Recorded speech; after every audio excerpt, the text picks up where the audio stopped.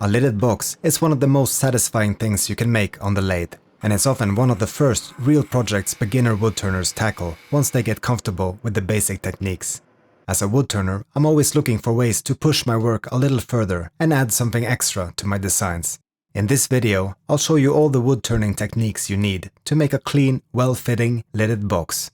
But I'll also show you how to add some subtle details that really let you make the box your own. So let's get started, beginning with the box itself. I've chosen this piece of cherry wood for the project, and I start by roughing it round. The blank is large enough for 2 boxes, but I'll rough it first before cutting it in 2. That saves me a bit of time when I move on to make the next one.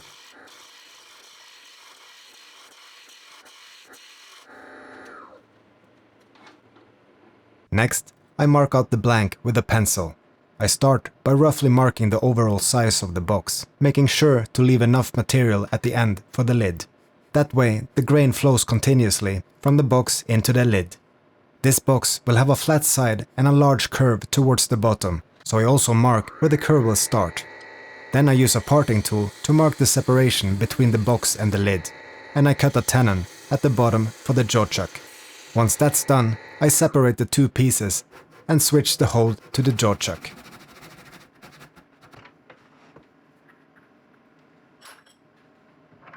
At this stage, I finish the surface of the lid.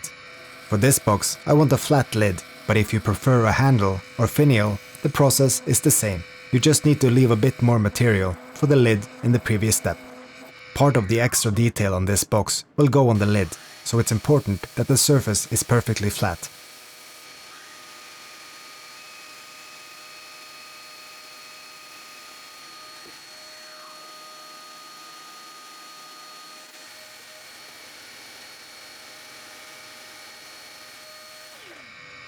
Next, I prepare the ledge on the lid. When setting the diameter, I keep in mind that the outside of both the box and the lid still needs to be finished later. If you make the ledge too shallow at this stage and remove a lot of material when shaping the outside, the rim will end up very thin. Go too deep and the rim will be overly thick, so this is one of those moments where a bit of planning and eyeballing really matters. With that done, I can separate the box and the lid, knowing that the outside and the underside will be finished in a later step. Without changing the hold, I can now hollow the box. I want a rounded bottom on the inside, so I can use the ball gouge for the entire process.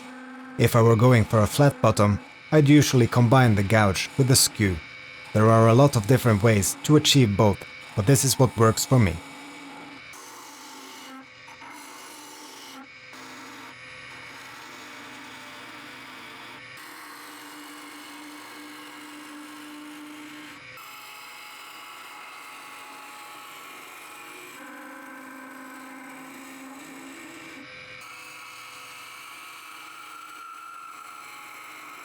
When I finish the inside of the rim, I use the already finished ledge on the lid to fine-tune the fit.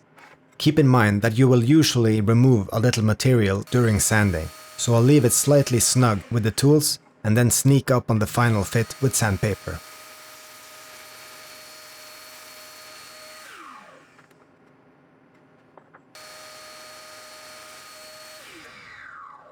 Before working on the outside of the box, I want to finish the underside of the lid. You can do this later, but then you'd have to grip a finished surface directly in the chuck, and I try to avoid that when I can. I don't actually have jaws that fit this lid perfectly, so I will use a small trick instead.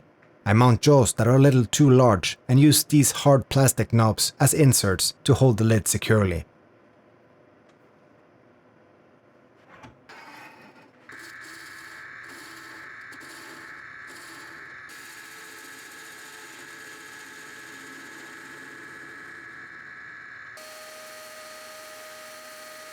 Now that both the top and underside of the lid are finished and the inside of the box is complete, I can move on to shaping the outside of the box. This is the step where I make sure the thickness of the lid and the box line up perfectly. I mount the box in the jaw chuck, attach the lid with the grain aligned, and apply a little pressure from the tailstock. This soft plastic knob from my jumbo jaws holds everything in place while being gentle enough not to leave marks on the lid.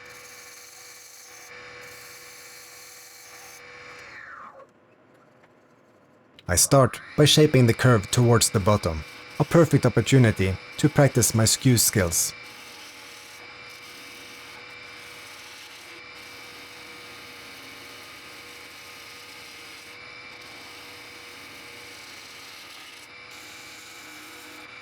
I help shaping a bit with the spindle gouge, then finish it off with a skew to get a really clean surface.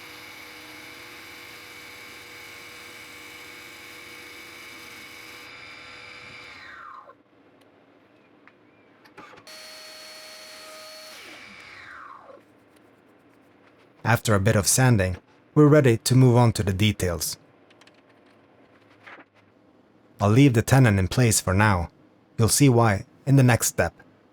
I mentioned earlier that I'll be using a desktop CNC to add the details, but if you know anything about CNC machines, it's that they're really designed to work on flat surfaces, especially the cheaper desktop models. And that doesn't help much when you're a woodturner, because almost everything we make is round. But there is a way around that.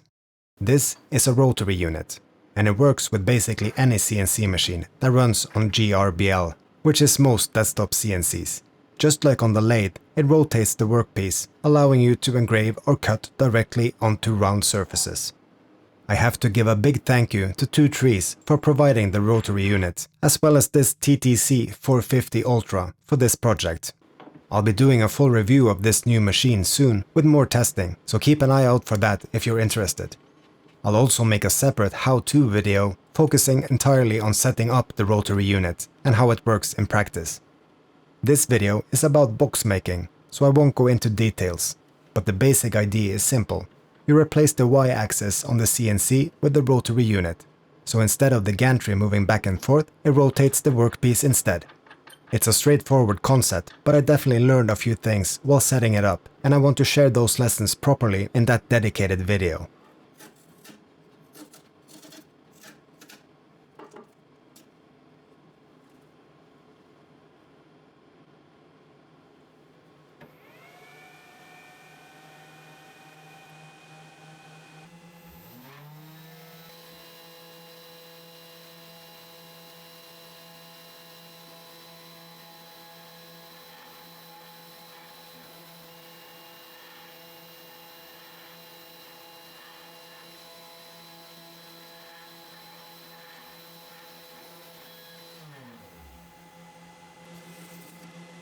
Once everything is set up and aligned, we're ready to engrave the box.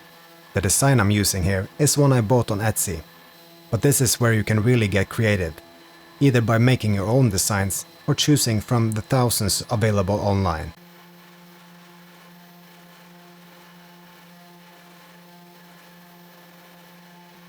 It's incredibly satisfying watching this machine do its thing, and everything looks great.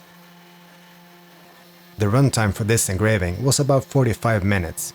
I was being a bit cautious with the cutting force on this piece, but I'll probably push it a bit more as I gain experience and dare higher speeds. While the machine is working, I can work on the design that goes on the lid.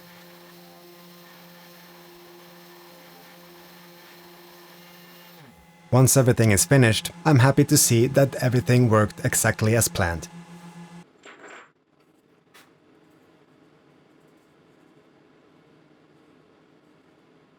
You can clearly see the separation between the top and bottom of the design, which tells me the settings were spot on. Next, I'll switch the CNC back to regular mode and add the detail to the lid. I'll use double-sided tape to hold it in place, and then let the machine do its thing.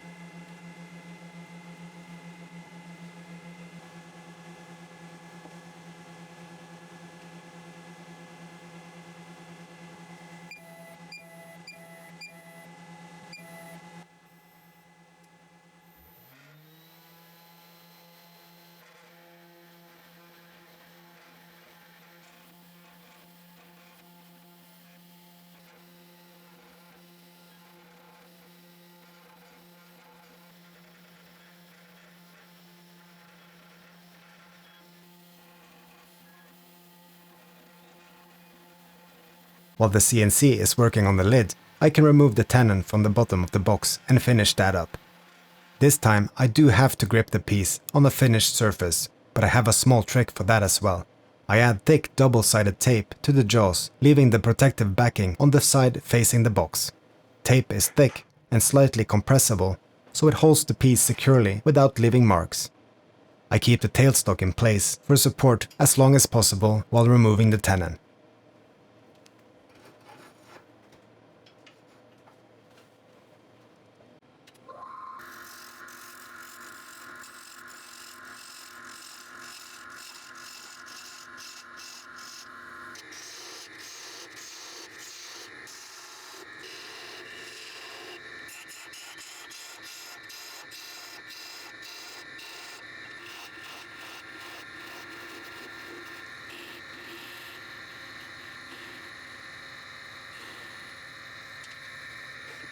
Unfortunately, my camera ran out of battery during the sanding, but I used a drill with the sanding attachment, just like before. The CNC is finished with the lid as well. And it's looking really good, even with that extremely detailed design. And now for my favorite part, applying the oil finish. This time I know the oil will really bring the design to life. I lightly hand sand the engravings with very fine sandpaper just to make them nicer to touch.